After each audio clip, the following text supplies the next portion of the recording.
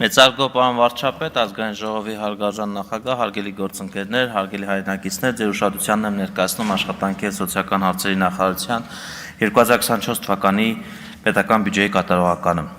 Այսպիսով նախարարության կողմից նախորդ տարի իրականացվող 17 բյուջետային ծրագրերի շրջանակներում փաստացի իրականացվել է 102 միջոցառում, ավելացված միջոցառումները հիմնականում ուղղվել են Լեռնային Ղարաբաղից բռնի տեղահանված հայրենակիցների աջակցությանը։ Լեռնային Ղարաբաղից բռնի տեղահանված հայրենակիցների աջակցությանը, այդ թվում սոցիալական աջակցություն, զբաղվածության ապահովություն, բնակապահովման ծրագիր, միայն 2024 թվականին պետական բյուջեից փաստացի ուղղվել է շուրջ 66.2 միլիարդ դրամ, իսկ 2023-ից մինչև 25 թվականի հունիսի 1-ը ծրագրի իրականացման փաստացի ծախսը պետբյուջեից կազմում է 118.8 միլիարդ դրամ։ Ինչ վերաբերում է նախարարության ընդհանուր բյուջեին, նախարարության փաստացի ծախսը կազմել է շուրջ 852.5 միլիարդ դրամ, ապահովելով տարեկան ծրագրի ցուցանիշի 97%-ը եւ 20.8%-ով կամ 146.9 միլիարդ դրամով գերազանցելով 2023 թվականի ցուցանիշը։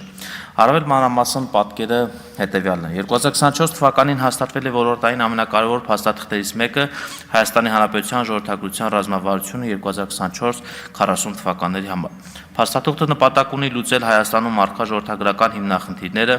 բարելավել ժողովրդագրական միտումներ եւ ստեղծել պայմաններ մարդկային կապիտալի զարգացման, բնակչության կյանքի որակի բարձրացման, ինչպես նաեւ կայուն եւ ներառական տնտեսական աճի համար։ Հատկանշական է, որ 23 թվականի համեմատ ժողովրդագրական վիճակի բարելավման ծրագրի ծախսերն աճել են 24.4%-ով։ 2014 թվականից սկսած տարեստարի նվազում էր ծնված երեխաների թիվը, սակայն 2020 թվականից տեղի ունեցել ծնունդների թվի կայունացում։ 2024 թվականի օգոստոսին հրապարակվել է 2023 թվականի ծննդության գումարային գործակցի ցուցանիշը, որը կազմել է 1.885, ինչն ամենաբարձրն է 1994 թվականից ի վեր։ Շարունակվել է ընտանիքում երրորդ եւ յուրաքանչյուր հաջորդ երեխայի ծննդյան կապակցության դրամական աջակցությունը, որի շրջանակում 2024 թվականի ամսական միջինում 28163 երեխայի համար տրվել է աջակցություն։ Միայն 24 թվականին աջակցության ընդհանուր գումարը կազմել է 18 միլիարդ դրամ։ Մինչև 2 տարեկան երեխայի խնամքի նպաստ է ստացել 58796 քաղաքացի։ 2023 թվականի համեմատ խնամքի նպաստի ծախսերն աճել է 28.9%-ով կամ 5.9 միլիարդ դրամով, կազմելով 26.3 միլիարդ դրամ։ Այս ծրագրերն էականորեն նպաստում են ընտանիքների սոցիալական պաշտպանությանը, ծնելիության խթանմանը եւ երեխաների խնամքի պայմանների բարելավմանը։ Մասնավորապես մինչև 2 տարեկան երեխայի խնամքի նպաստի տրամադրման կարգի փոփոխությունը հնարավորություն է տվել այդ աջակցությունը հասանելի դարձնել բոլոր ընտանիքներին, անկախ բնակության վայրից, կլինի քաղաք կամ գյուղ, կամ աշխատանքի կարգավիճակից։ Այսինքն արդյունքում աջակցություն են ստանում թե աշխատող, թե չաշխատող ծնողները, ներառյալ նրանք, ովքեր խնամքի արձակուրդում չեն գտնվում։ 2024 թվականին շարունակել են քաղաքացիների շրջանում մեծ հետաքրքրություն եւ պահանջարկ ունեցող բնականային ապահովման պետական աջակցության ծրագիրը երեխա ունեցող ընտանիքների համար։ Ծրագրի երկարաձգումը մինչև 2026 թվականը վկայում է դրա արդյունավետության եւ բարձր պահանջարկի մասին։ Նախորդ տարի աջակցություն է ստացել 3052 շահառու եւ վճարվել է շուրջ 2.3 միլիարդ դրամ։ Ծրագրի մեկնարկից, այսինքն 2020 թվականի հուլիսի 1-ից մինչև 2024 թվականի դեկտեմբերի 31 նկատ ժամանակահատվածում աջակցություն է ստացել 12121 շահառու, ընդհանուր առմամբ վճարվել է շուրջ 8.6 միլիարդ դրամ։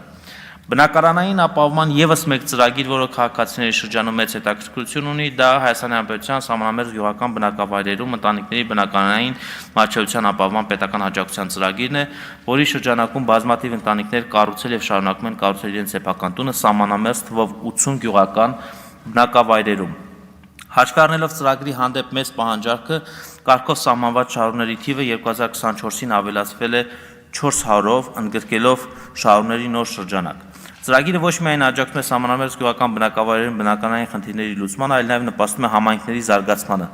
Այս պահին արդյունքները վերլուծելու եւ դրանց վրա հետագա քայլերը մշակելու փուլում ենք։ Նոր պայմաններով ծրագրի շարունակության ապահովումը հնարավորություն կտա բարձրացնել ծրագրի արդյունավետությունը, այն լիարժեք ծառայեցնելով համայնքների զարգացմանը։ Անցնելով սոցիալական ապահովությանը, աղքատության մակարդակը շարունակել է նվազել 2022 թվականի 24.8-ից 2023 թվականի դառնալով 23.7, իսկ ծայրահեղ աղքատությունը 1.2%-ից 1.1։ Հաշվետու տարում շարունակել են ընտանիքների կենսամակարդակի բարձրացման ուղղված նպաստների եւ դրանց ուղեկցող ծառայությունների տրամադրումը։ Միաժամանակ իրականացվել են օրենսդրական լայնածավալ փոփոխություններ, սահմանվել են անապահովության գնահատման նոր համակարգի տրամադրման կարգը եւ պայմանները։ Արդյունքում 2025 թվականի մարտի 17-ից մարզերում Կոտայքի եւ Սյունիքի ներդրվել է անապահովության գնահատման նոր համակարգի պիլոտը, իսկ 2026 թվականի հունվարի 1-ից այն կներառվի ամբողջ հանրապետությունում։ Սա հնարավորություն է տալիս մեզ հատկապես ծայրահեղ աղքատ-ընտանիքներին սոցիալական աջակցություն տրամադրել ավելի օբյեկտիվ ու թափանցիկ մեթոդաբանությամբ, ավելի ճշգրիտ գնահատել ընտանիքների կարիքները եւ նվազեցնել մարդկային գործոնի ազդեցությունը։ Եվ ըստ էության մենք վերափոխում ենք 2 տասնամյակ ավել գոյություն ունեցած նպաստի համակարգը եւ այս նոր համակարգով մարդկանց հույս եւ տեսլական ենք տալիս աշխատանքի միջոցով հաղթահարել իրենց խնդիրները։ 2024 թվականի ընթացքում նախարարության հատկացված միջոցների գերակշիռ մասը 519.6 միլիարդ դրամ տրամադրվել է կենսաթոշակային ապահովության ծրագրի ֆինանսավորմանը։ Ինչպես 23-ին, այնպես էլ 2024 թվականին գերազանցվել է պայմանային զամբյուղի համար նախատեսված թիրախը 2024 թվականի 4 երամսյակի ցուցանիշով նվազագույն կենսաթոշակը գերազանցում է պայմանային զամբյուղը 9.3%-ով։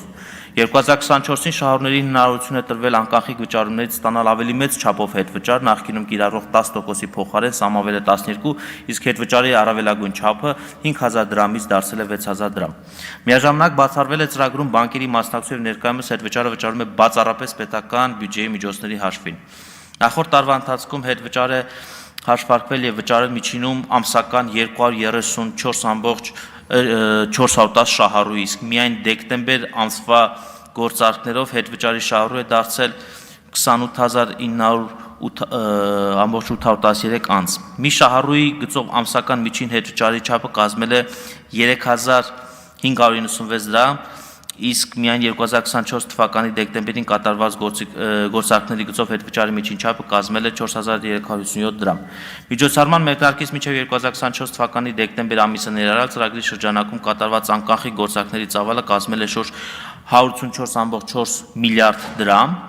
2024-ին շահառուների վճարված ընդհանուր հետվճարի ծավալը կազմել է շուրջ 15.1 միլիարդ դրամ։ Պետք է նկատել, որ այս բարեփոխումները զգալիորեն դրական ազդեցություն են ունեցել կենսաթոշակառուների ֆինանսական վարքագծի վրա, արդյունքում նվազել է կանխիկի շրջանառությունը եւ մեծացել ֆինանսական հոսքերի թափանցիկությունը։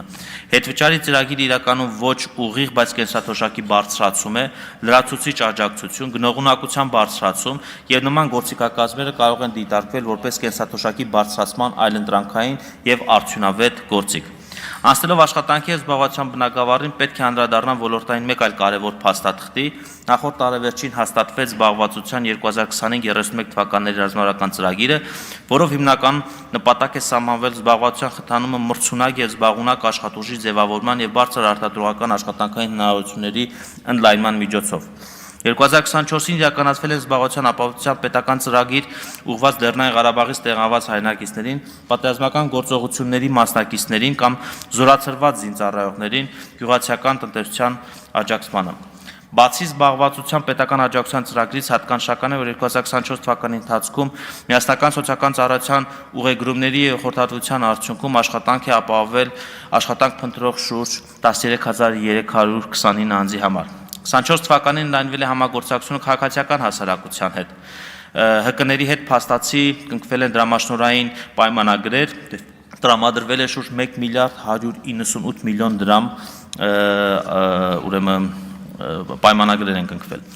Աշխատանքի եւ սոցիալական հարցերի նախարարության ենթակայությամբ գործող երեխայի եւ ընտանիքի աջակցության 6 կենտրոնները տարեկան շուրջ 600 երեխայի շարունակում են տրամադրել սոցիալ-հոգեբանական, սոցիալ-վերականգնողական, իրավաբանական եւ կարիքային այլ ծառայություններ։ 2024 թվականի կյանքի դժվար իրավիճակում հայտնված շուրջ 3610 երեխաների տրամադրվել են կարիքային ծառայություններ։ 2024 թվականի ողջ ընթացքում 185 երեխա է խնամք ստացել 109 խնամատար ընտանիքներում, 2024 դեկտեմբերի 31-ի դրությամբ ընտանիքների թիվը եղել է 103, խնամք ստացող հոգեզավակների թիվը 175, եւ սա խոսում է այն մասին, որ խնամատարության ինստիտուտը զարգանում է։ Անձի ֆունկցիոնալության գնահատումը 2024 թվականից գործել է ամբողջությամբ, տրամադրվել են 30,350 աջակցող միջոցներ, այդ թվում ֆունկցիոնալ եւ սովորական պրոթեզներ, օրթեզներ եւ այլ սարքեր, եւ 2024 թվականին շարունակվել է տարեց հաշմանդամություն ունեցող անձանց շուրջօրյա ցերեկային եւ տնային պայմաններում խնամքի ծառայությունների տրամադրումը։ Իսկ ապա ինստիտուցիոնալացման համատեքստում